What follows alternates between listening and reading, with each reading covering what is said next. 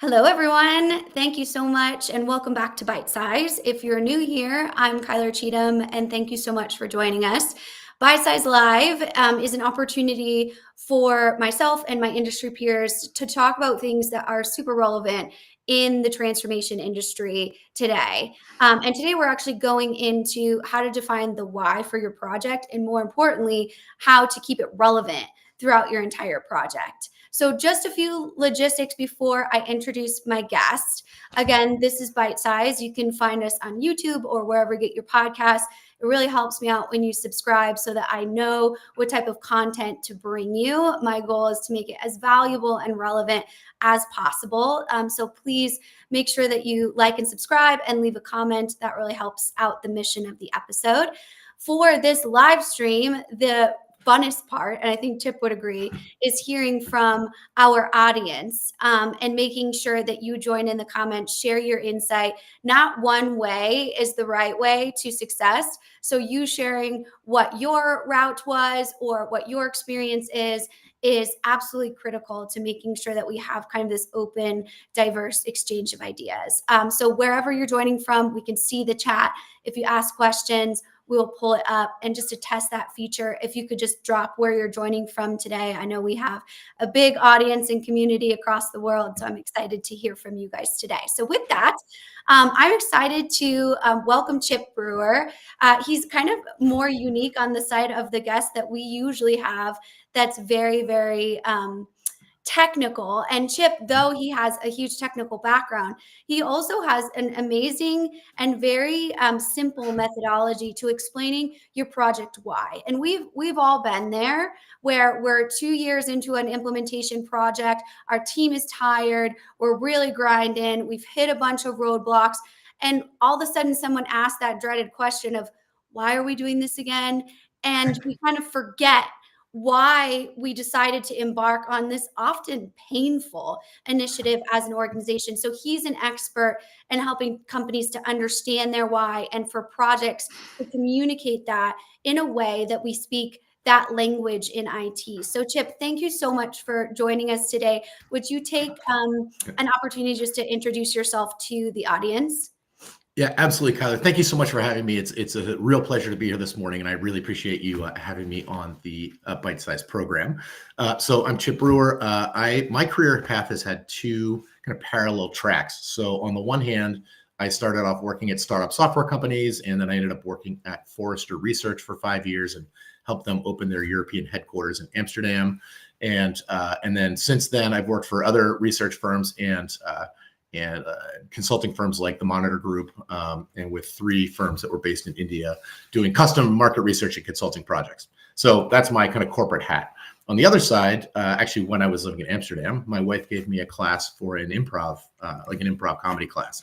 And Seth Meyers was one of the actors that was there at the time. And so I learned improv from Seth Meyers, and my wife still has a bit of a crush on him, as I think many people do. I have a crush on him myself. But anyway, so I performed improv professionally in Europe and in the US for a number of years.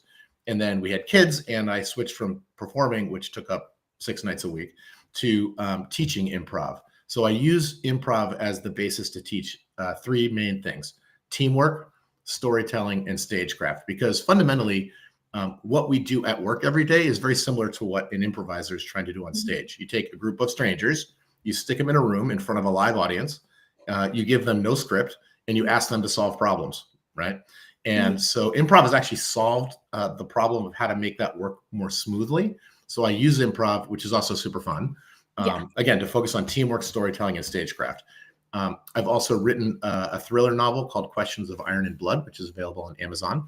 I'm working on book 2 in the trilogy right now.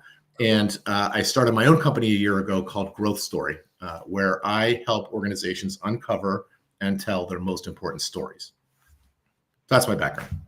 Awesome. And I think this is so cool, because usually in IT for us, we can barely even turn on the camera, right? Like, we're not the extroverts of the organization, which a lot of times is why kind of we struggle in this piece. So today we're taking some of Chip's research and what he's done in the industry from a technical standpoint and using what he's learned in in the why piece of the organization. And so let's talk about, and I'm actually going to use mixed question here. I love when you guys just do the job right out of the gate. Is why is it so important to define this why?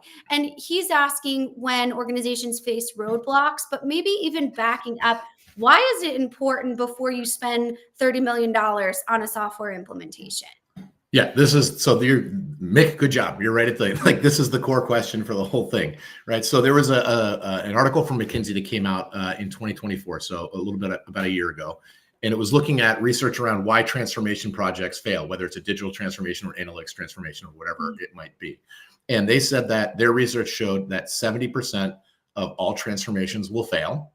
And when leaders reflect on the reasons why or what their regrets were, 6 of their top 10 regrets were around communication, right? So that coupled with the fact that stories are the most, science has shown us that stories are the most impactful way to plant an idea in someone else's head. Your brain literally behaves differently when you're hearing a story than when you're hearing a list, or you're looking at a bullet points, or you're looking at a PowerPoint slide deck, right? So your brain releases 3 chemicals when it hears a story. It releases cortisol, which helps with memory formation. It helps with dopamine gets created, which helps keep you engaged. And you get oxytocin, which helps with empathy. So if I were to give you a list of bullet points about our project, your brain would shut off, basically. But if I tell you a story about this transformation project we're about to undertake, right, you will be engaged, empathetic, and more likely to remember what I've told you, right? So fundamentally, stories are kind of the most effective way to get people on side.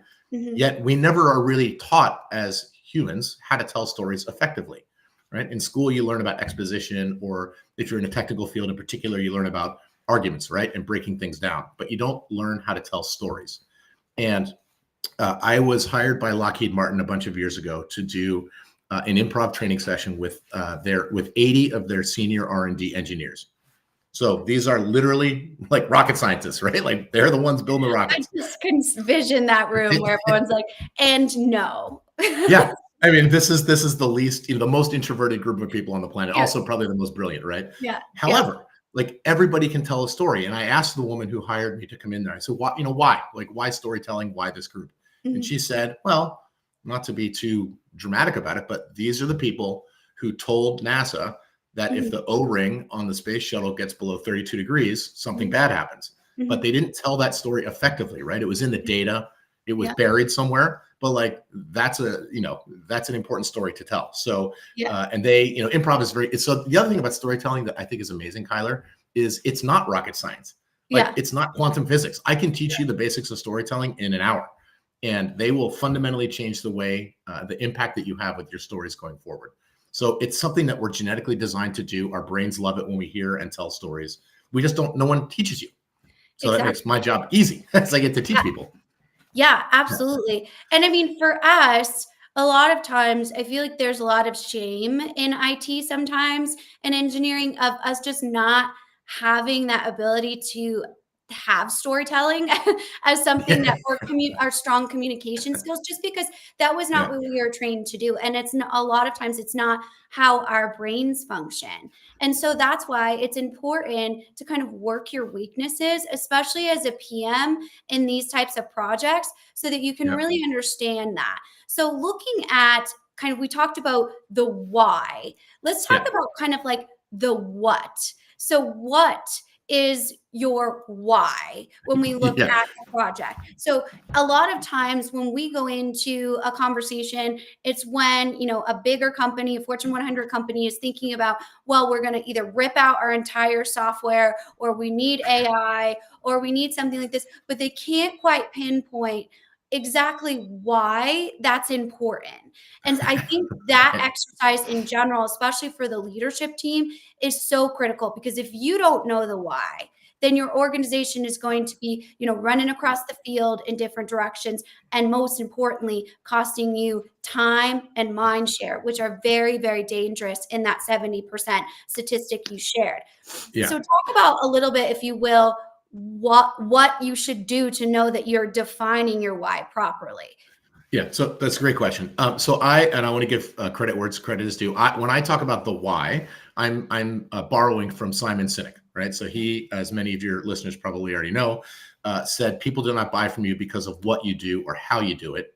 They buy from you because of why you do it, right? So that's the why I'm talking about.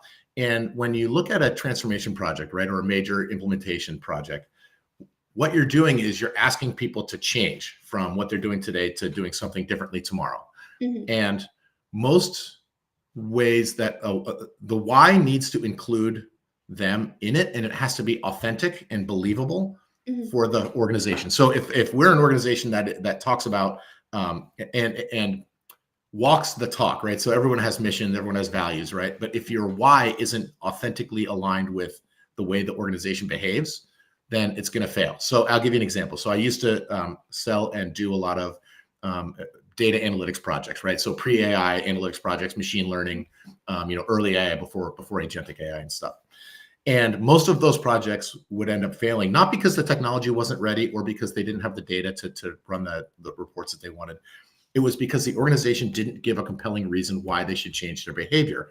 And even when they did, even if they thought they had the right words, they didn't behave as an organization that way. So for example, they might say, Kyler, you're the chief data officer. You're in charge of getting all our data organized. So you have the responsibility. But then they didn't give you the authority to compel people to do the things you need them to do so that, your data dictionaries across 80 databases, for example, are all, they define a customer the same way, right? Mm-hmm. Because you had the responsibility, but not the authority. So Mm-hmm. what they're saying to the organization when management does that is they're saying, we're doing this because it's a thing we think we need to do, but we don't really believe in it, right? Yeah. So they don't have a why, right? So the main, and sorry if I've wandered off a little bit, but No, you're good. the main function of why is to bring everybody into the story together, Uh-huh. right? So I see this also with when organizations have gone through an M&A process. So they bought somebody or brought someone in, and so they need to integrate everything. What they often do is, so the acquiring company A, will say, okay, company B, you are now part of our story. But what they really mean by that is you need to forget your old story, right? The 30 years your firm existed, right? And immediately adopt put on our clothes. Yeah. But what and I think you'll agree that rarely goes well, right? What does go well, however, is when the acquiring company says, hey, listen, here's why we acquired you, right? Here's the thing we think that we can do better together than separately. And we're going to write a new story together from this day forward. So you bring so one of the rules in improv is treat the audience well. So you want to keep people involved in the story and have them connected in a way that is meaningful and authentic. Does that make sense? Absolutely. And I think that piece of it, many people, especially in technical implementations, understand the importance of the why, but there's often a sporadic kind of diversity of whys, right? Across, especially the executive team. And I think we have a question in here of how do you define or what does success look like? So before we kind of go on to the methodology, getting your why right. So I'm the CFO, right? I care about how much it's going to cost, right? I care about how much the software package, we're moving to a cloud. So we've got those sneaky hidden SaaS fees that are all over the place. I'm really worried about that. But my why is to save money and to be more efficient. But then we go over to, the chief sales officer. Well, the chief sales officer, right? That goal is to bring that why is to bring in more revenue. So those can exist, right? In kind of collaboration with one another. But how do you know that one why that everyone kind of signs off on around in the organization? Yeah. So I think what you need is the organization actually needs to take a step back and define their why as an organization. Why do they exist, right? Not what do you do, right? You make widgets, right? You provide services, whatever it might be, right? And technology is an enabler of that to some extent, greater or lesser extent. But if you don't have a corporate why, like why we exist, then what you get is you get the CSO and the CFO and the COO and the CEO all having different whys. And so that's one of the ways that the communication fails, because you don't have that touchstone as an organization, right? So Google's is to organize the world's information, right? So anytime you're making a decision at Google, I would expect you would say, okay, well, does this help me organize the world's information better or not, right? Because you have this very clear, unchanging stake in the ground. And so you need that first. And then once you have that, the individual or the group wise need to roll up into that. So the CFO obviously wants to save money or make more money or both, ideally. But how does that connect to the cloud project, right? And and how does that cloud project connect to the overarching goal of the organization, right? How does that make them better as an organization and truly further their why? The second half of it is, and we do a lot of exercises in improv on this, is you need to put yourself in other people's shoes to understand what this will mean to them. So it's one thing to say, hey, team, you 1,000 people or you 200 people go off and implement this thing and then forget about them, right? Until the next update meeting, right? You don't give them nary a thought. Exactly. But it's smarter, I think, to then sit down with them and say, okay, if we were to do X, what are the implications for you? How does this change your story, right? Because again, if people don't feel that they're part of the story, they won't buy into the story. Yeah. Right. Absolutely. And so the other part is you have to you kind of have to do the hard work of bringing people along, which I know, IT folks and R&D folks, it's not really their strong suit, but life is a team sport. And so we have to find ways to play nicely together, right? So that we can be successful. Does that make sense? Absolutely. And I think, what you said is so critical. It all has to roll into enterprise goals. And that's where we see these projects get into big trouble, is where they're not matching what the enterprise goal means. And then all of a sudden, that's where we get kind of this gap and this questioning, right? This gray area of like, why are we doing this? Because the enterprise goal is A and the project goal is B.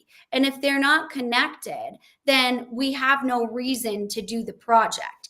And so I think a lot of times, especially project managers or, our IT executives get too in the weeds and we kind of forget about the why.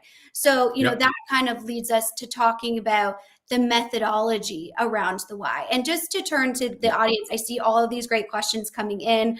I love the indie thrillers unite here. Nice. On LinkedIn. So you always have our commitment to go back in and answer all the questions that you're putting in today. If we don't get to all of them in the stream, I will always go back in and answer every single one.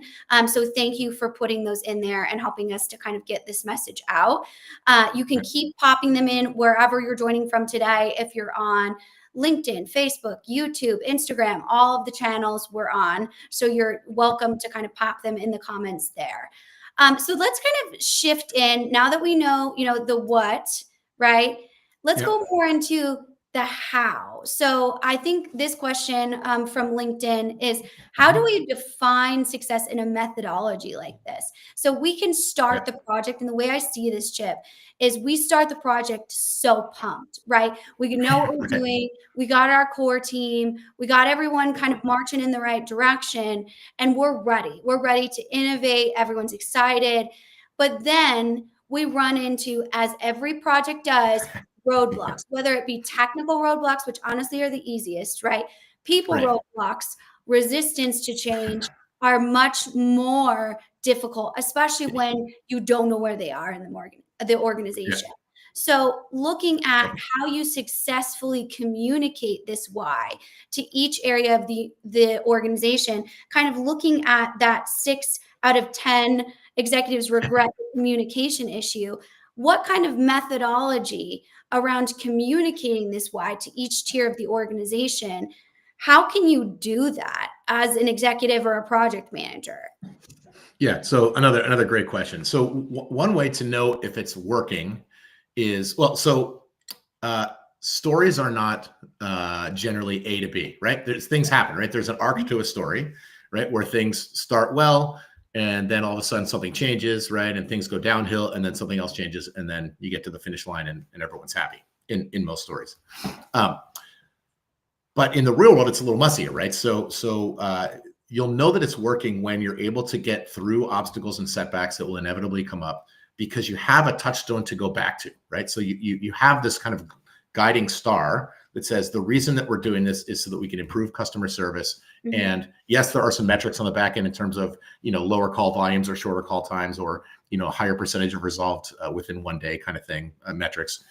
But the issue is, when a challenge arises, do you have that glue across the organization, which is the story, to bring everybody back on board, right? So, okay, we're having trouble with this partner, or this technology we can't implement it the way we thought we would.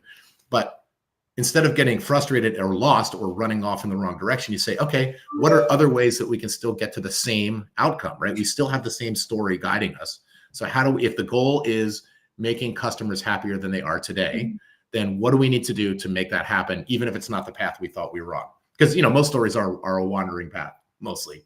Absolutely. Right?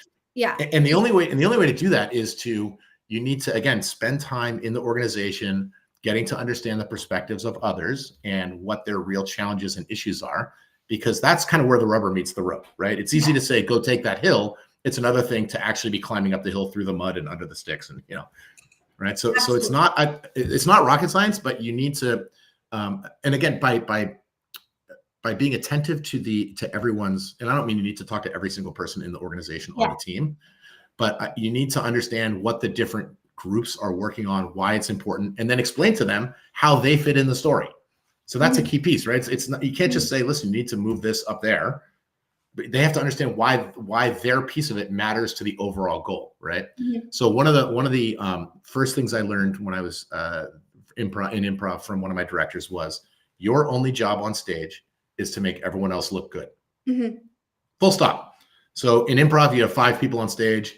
If all of us are thinking only about ourselves on stage, then I only have one person worried about me. Yeah. Right. But if I go on stage and I'm worried about the other 4, and they're all worried about the other 4, now I have 4 people worried about me.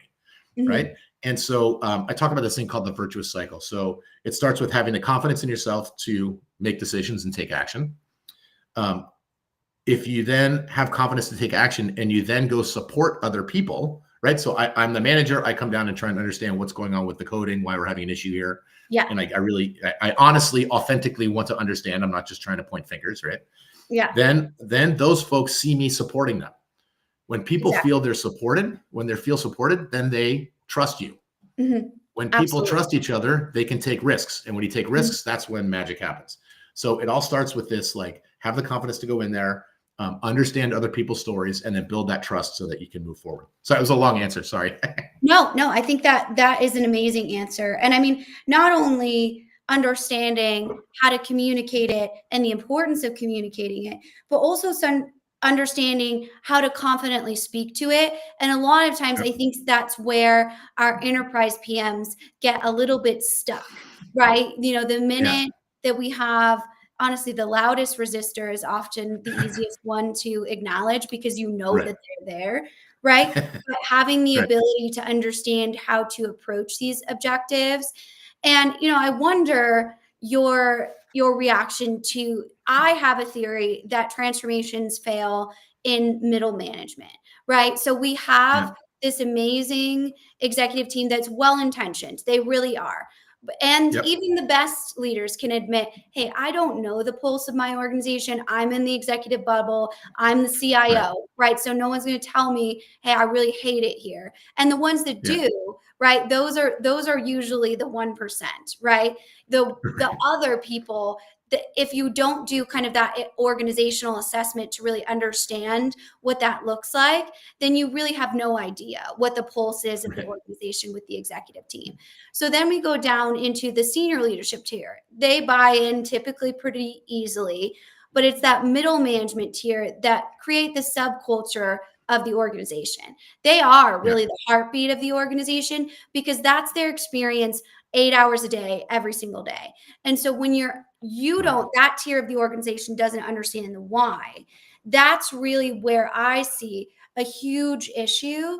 And so a lot of times when I ask executive teams, how are you going to ensure that this layer of the organization continues to understand why you're doing this?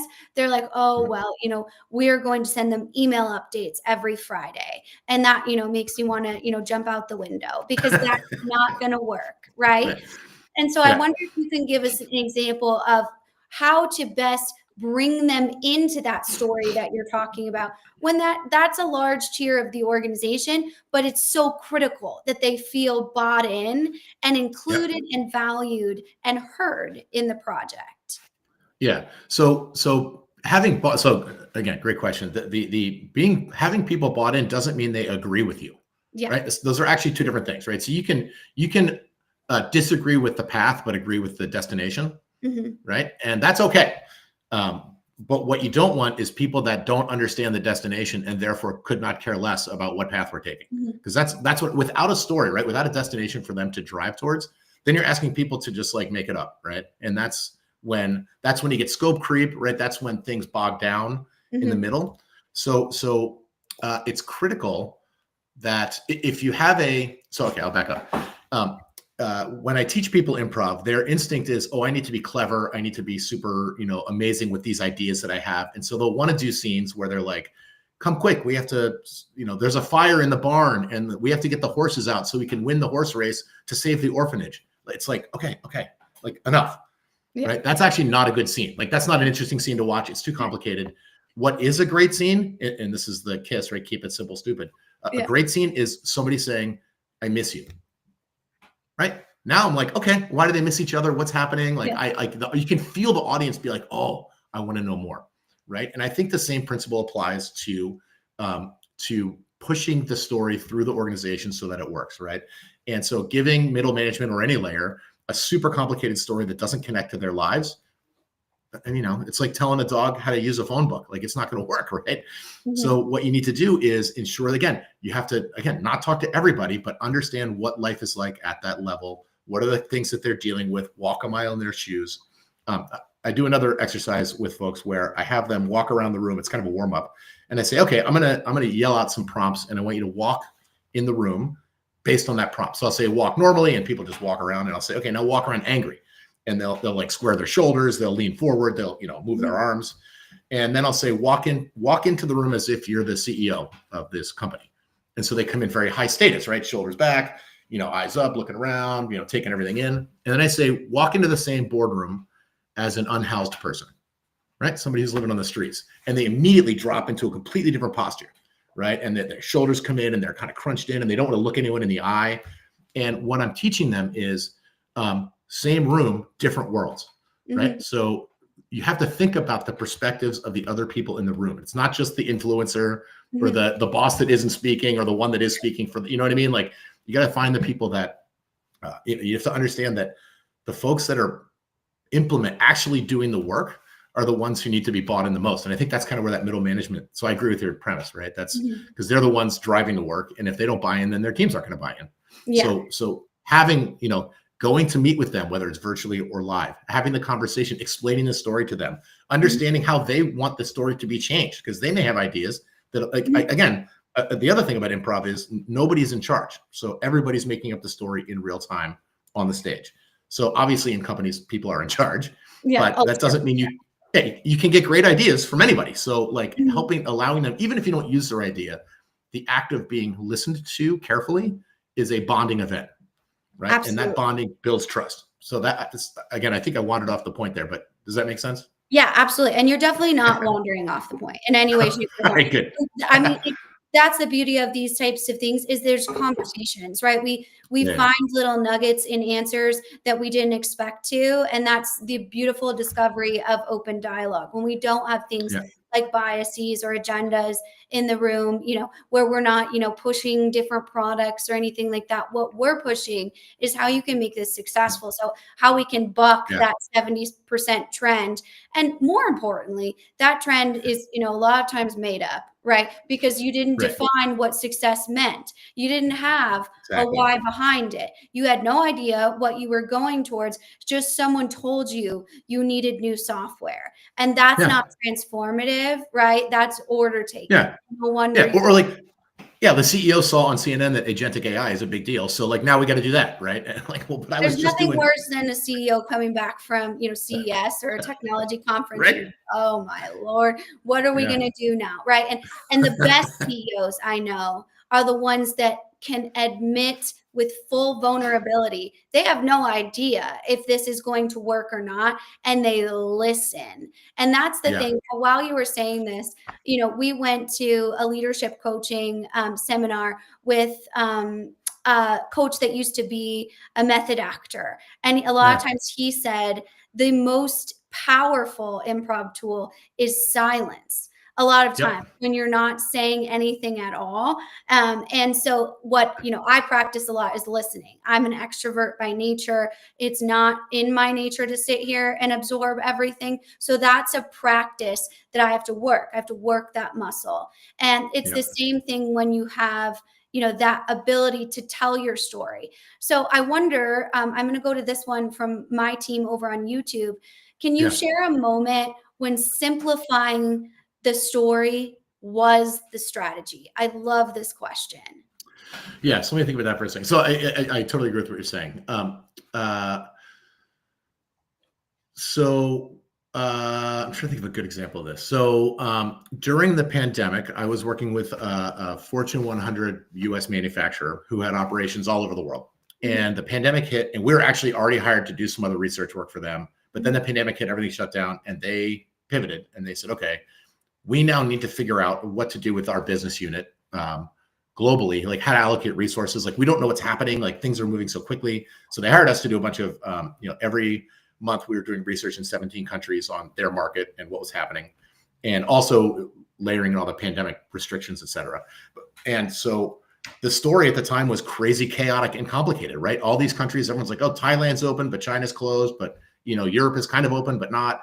And what we did was by providing them with the foundational data that they needed to understand the reality on the ground in kind of a real-time way, it allowed them to identify their story, which was a very simple one, which was, we are going to bind together and ride this out. And the way we're going to do that is we're going to reallocate resources to where we can do stuff. So if Thailand's open, we'll send money to Thailand and they can make stuff happen. And we'll kind of pause on China for a while, right? For example, because they were, or we'll, the Northeast of the US is open, but the Southwest is having a big outbreak. So so it allowed them to simplify the froth and chaos that pandemic created for them down to a simple thing. In this case, it was, we're going to hunker down and survive, which they did very well because they didn't have 17 countries going in 17 different directions, right? So that story of let's get together and simplify, I think, was an example that hopefully that's a meaningful example. Absolutely. Well, I think, the pandemic had a lot of forced transformations, right?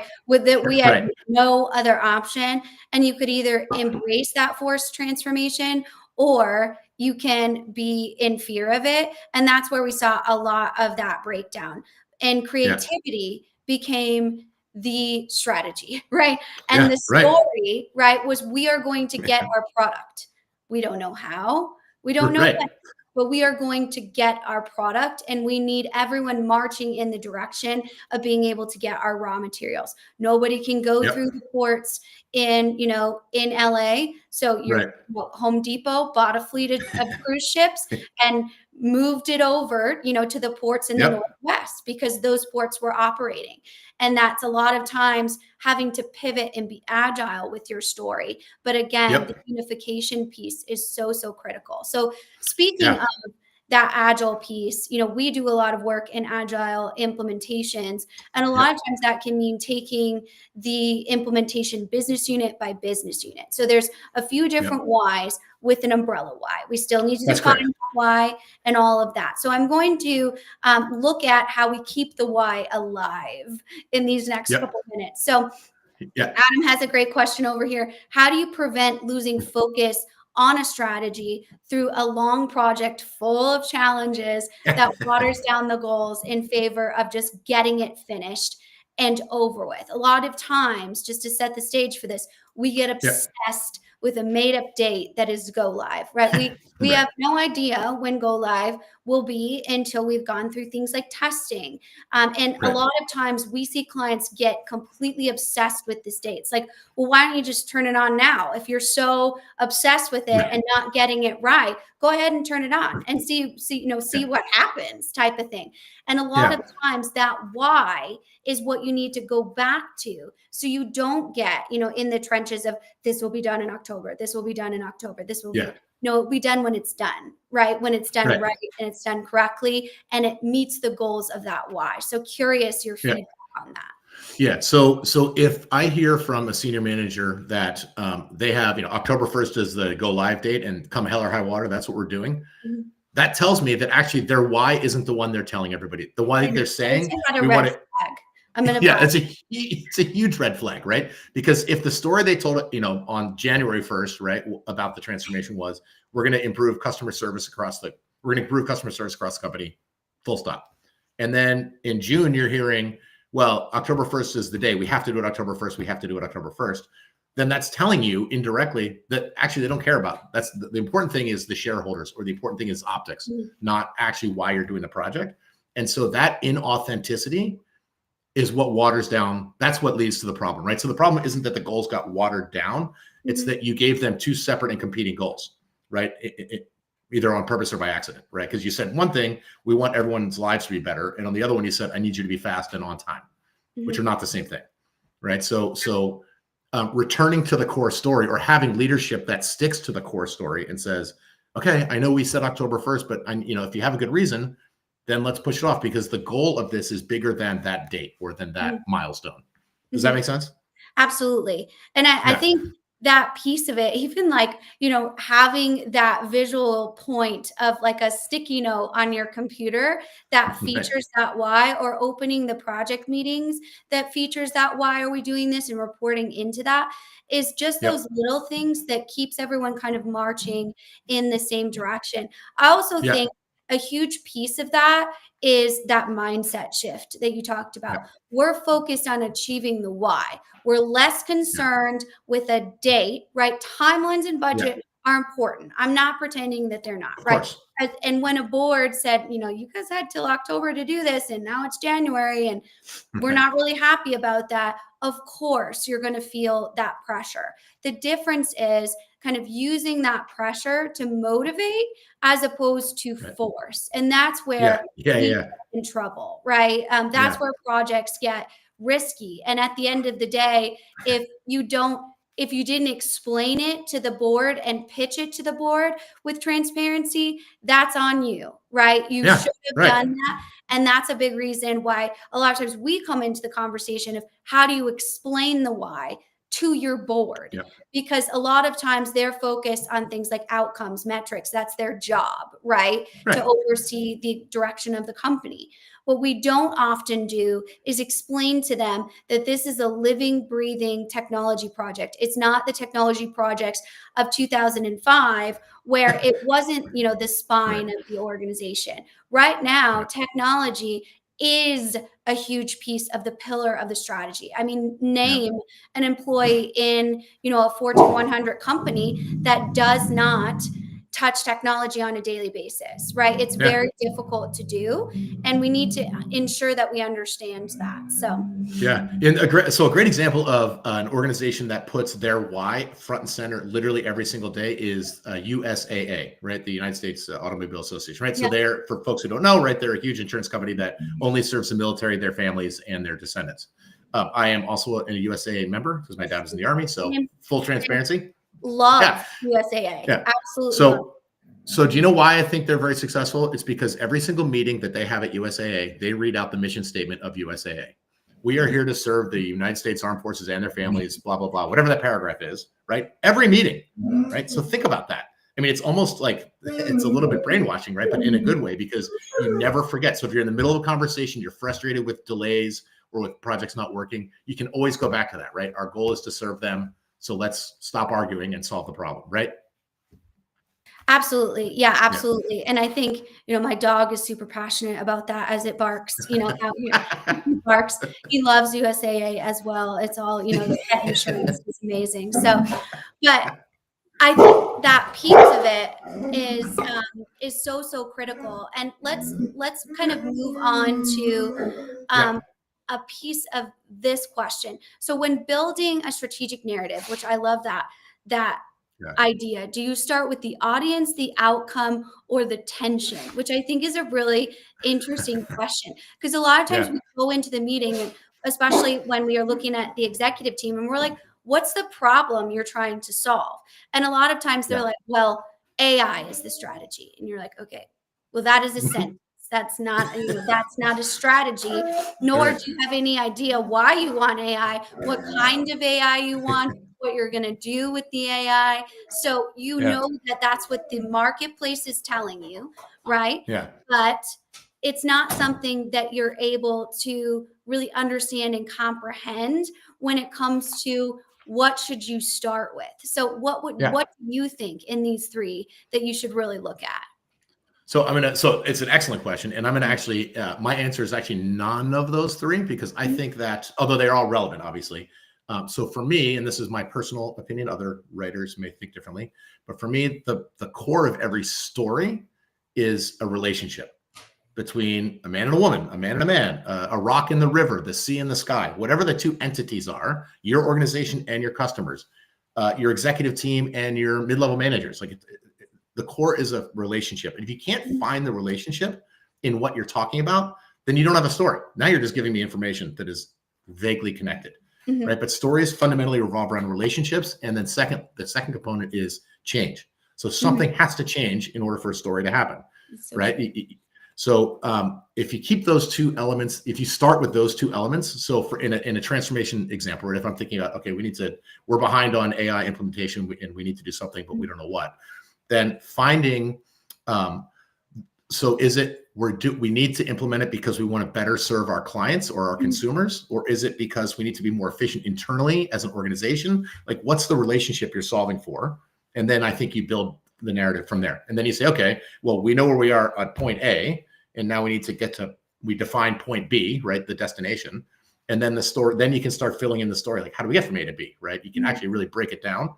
And if you really want to think about it as a narrative, right? Stories have a fundamental structure. There's the most persuasive structure, at least in Western literature, is the 3-act structure, right? Where you introduce a subject, something bad happens to make it go downhill, right? You get the end of Act 2, and then that's kind of the low point, and another thing happens, and you head back up to the destination. Mhm. So having a sense of that structure, so knowing ahead of time that things are going to go wrong, helps you craft a story that incorporates things going wrong, Mhm. right? So instead of being like, this is going to go perfectly, we're launching on October 1st, you say, we're targeting October 1st, Mhm. but we know, right, that if Mhm. 50 things that we have never thought of are going to go wrong. So Yes. build that into the story up front. And then when it happens, because again, like it's about expectation setting too, right? Mhm. Like if 100%. you, Yeah. so setting expectations up front with the right story will help you deal with the challenges down the road because you've expected them. Mhm. I mean, it's like saying, hey, you're the parent of a teenager. I'm sure everything will be fine forever, right?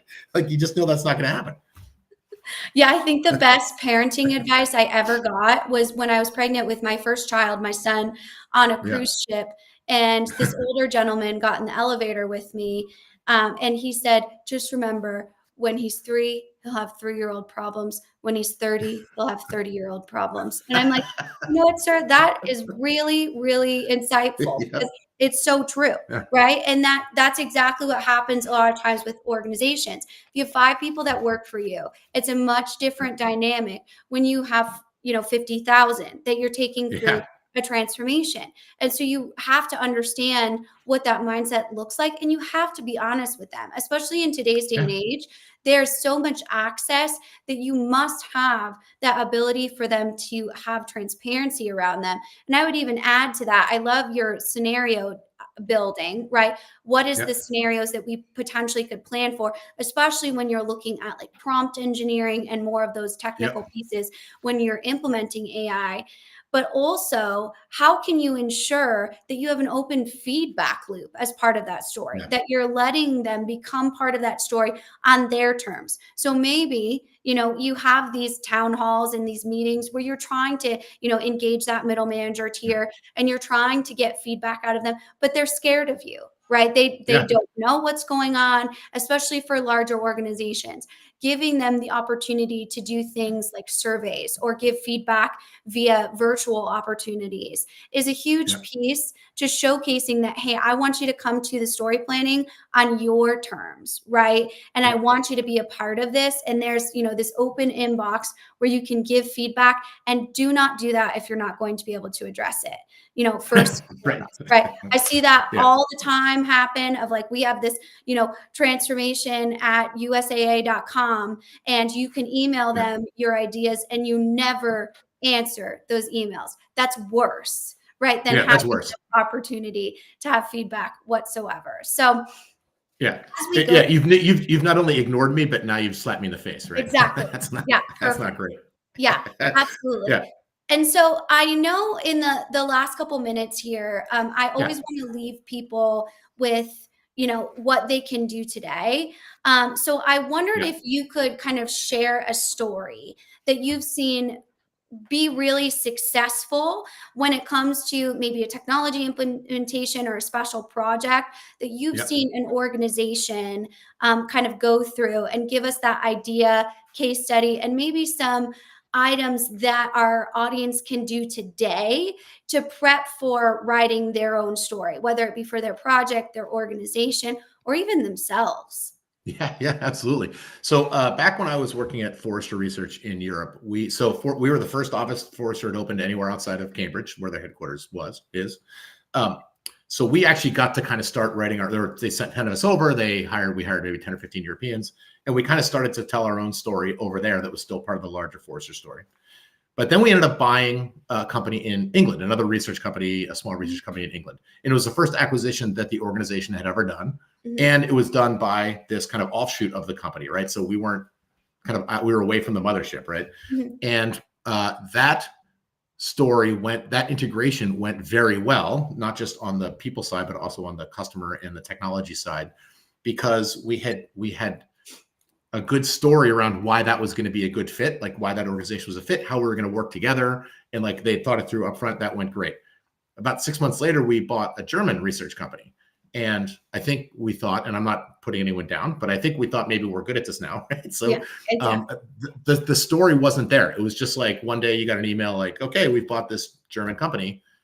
And there was no like context. There was no like, how's this going to work? Like, it's like, okay, and that actually did not end up integrating. They ended up leaving, right? It didn't end up working.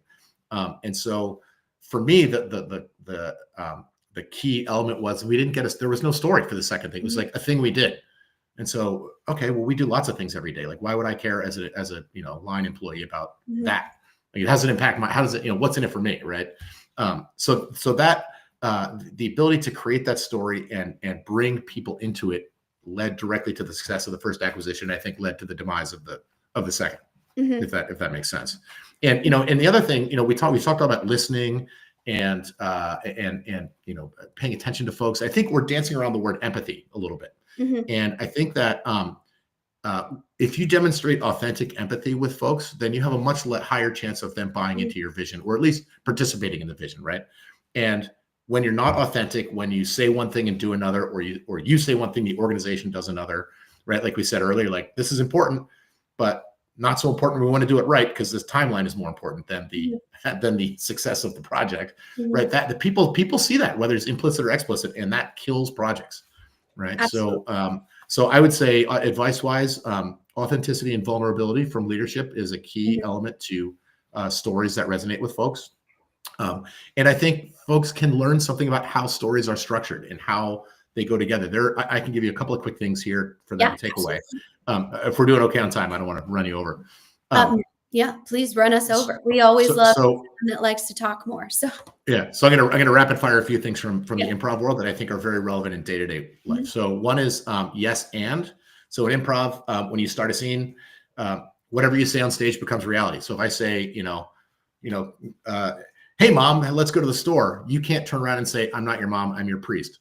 Like, okay, that scene didn't go anywhere. Like you're basically slapping me in the face. That's called blocking. So what does work is I say, hey mom, let's go to the store, and you say yes, and let's rob it because we need food for dinner, right? So now we have a story, right? So what that means is you have to listen to what people say, you have to agree with it, and then add something yourself so that together you're building the story. That does not mean that you have to say yes to everything anybody ever says. What it does mean is explore the idea, right? You might say, we're going down path A, and come hell or high water, we're going on path A. And someone lower in the organization might say, well, what if we did this other side thing, right? And if you don't actually listen to them, you might be missing out on a huge opportunity, right? And you don't have to do it, but they know they got heard. You gave them a reason why not, and now they're kind of on board with the plan, right? Yeah. So yes, and is very good. As I said earlier, put yourself in someone else's shoes. Like literally put yourself in their shoes for a day. Like understand what their life is like. Third, always take care of the audience. So we like to think that the story we're telling is between you and me, or between, but there's a huge audience. You're always on stage. Like, everyone is watching you in public or in private all day, every day. So taking care of the audience is great. Don't make them look bad, right? Help them be successful in your story whenever possible. And then the three final things. We talked about keep it simple, stupid, right? The simpler the message, the more powerful it will be. We're going to organize all the world's information to hit that one again, right? Yeah. I mean, it's really hard to say what Google does, but that's actually what Google does, right? Second is rule of threes. So the human brain is designed to like things in threes. So actually, most number systems, like we use Arabic numerals, or if you look at other number systems like Chinese or Japanese kanji, the characters for 1, 2, and 3 are literally 1, 2, and 3 strokes. So our 1 is vertical, our 2 is horizontal, drag horizontal, and 3 is 3 horizontal lines that are connected, essentially. But 4, or any other number, the symbol doesn't match what it is. Like, it's not a counting symbol. So there's something about our brain that loves threes. And in stories, the first time you mention something, you set it up. The second time you mention it, you create a pattern. And the third time you pay it off. So if you're building a story, you might, so you want to think about that as you craft your narrative for what your change story is going to be, right? So you need to have something that like your key point should land 3 times. And the third time it pays off. And the final thing is start in the middle. So how does every James Bond movie begin? Oh, we're watching Mission Impossible as a family right now. Okay. Yeah. Through, like, this series, I'm trying to think, like, what it starts with, like Tom Cruise in a Russian jail, and you're like, why is Tom Cruise in a Russian jail, and what are we doing, and what's going on, type of thing. And you assume he's going to break out of the Russian jail, but you don't really know what's going to happen. So that's called starting in the middle. So instead of starting with Tom Cruise standing on the street corner getting arrested, right? Which he starts on, or James Bond is skiing down a slope and people are shooting machine guns at him, right? Like that. So you start in the middle, because the human brain does not like unsolved mysteries. That's another thing it doesn't like. So we start in the middle. So for example, in a business context, it might be you open with a quick little vignette that's like, you come into work and you give them a vision of what it looks like when the problem is solved. Or you illustrate how the problem is broken today, whatever it is you're trying to solve for, right? Like, hey, you come in and instead of X happening, Y happens, right? Yes. And because Y happened, then these other 3 things you were able to do that are all positive, right? So you create the vision by starting in the middle, and then you go back and say, okay, for us to get to that world where everything works great, here are the 10 things we need to do to get there, right? And here's how you, Fred or Amy, are going to help us get over the finish line, right? And the last thing I'll say on that is, in improv, you learn that every role, no matter how small, plays a huge factor. So there may be a scene on stage that's happening that's in an art museum.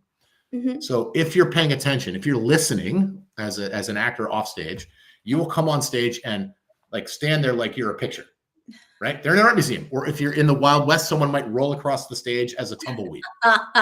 And that's all they do in the scene. But that little detail actually is the best part of the scene, right? Or like, so small contributions can often be the most valuable. And so we need to equally recognize small contributions as well as like team leaders, for example.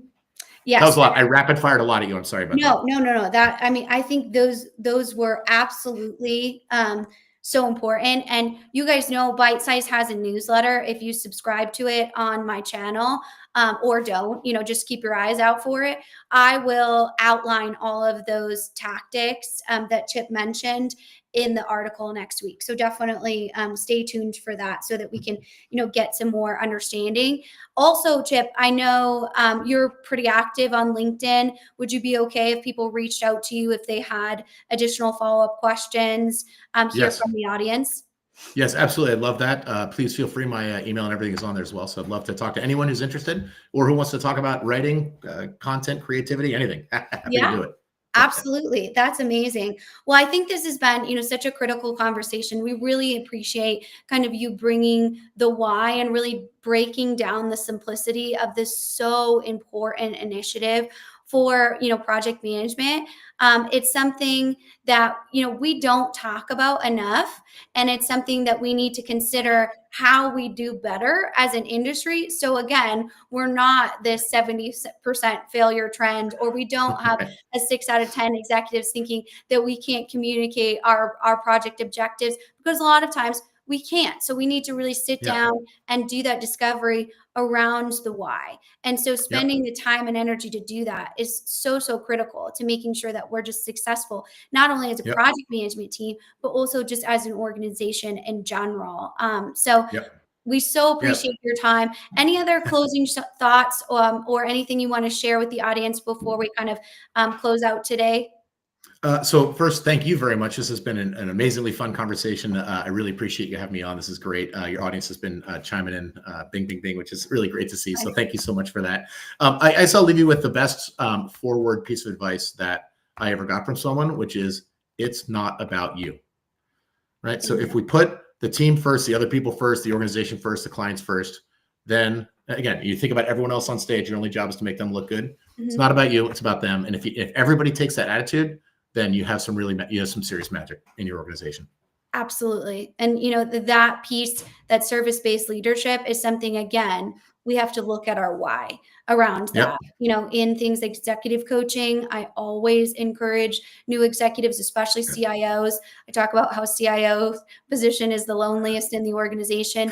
You need to understand your why, and having that ability to continue to practice that is so, so critical. So thank you Absolutely. so much for sharing that bite-sized piece of advice. See what I did there? That And was pretty good. yeah, absolutely. Just a reminder to the audience, we go live every week with a wonderful guest that joins us to talk about something within the technology implementation or enterprise tech industry. Be sure to subscribe to our channel. You can find us on YouTube. You can follow us on LinkedIn at The Confluential, or you can follow myself. It really helps to have all of your insights and comments when we have these conversations, so that we can make it as relevant for you as we want to. So that's our mission here at Bite Size, is to bring you value in a transparent and helpful advisory role. So thank you to Chip. Thank you to the audience, and we will